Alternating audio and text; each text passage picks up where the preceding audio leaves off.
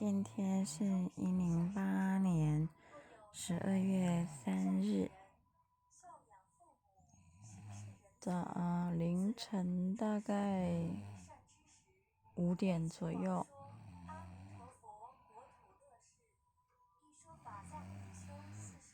大概4点5点左右，时钟我看不清楚。阿丽打呼的声音好可爱哟。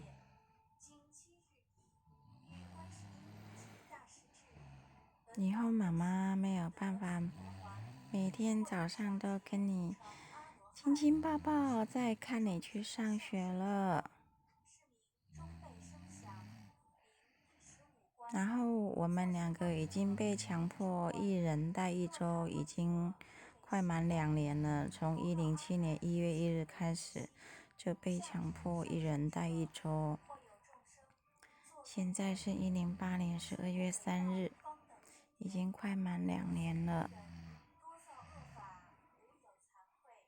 在107年1月1日，我被强迫陈新弟一人带1周之前，我就梦见他病得很严重，我就知道他要开始受很长久的折磨了。原来是一人带1周这样的折磨，他是被迫的。陈新弟，以后你要用良心对待你的太太哦。打呼的声音很可爱哈。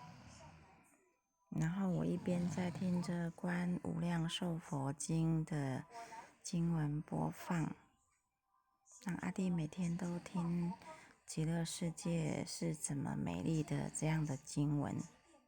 阿弥陀佛。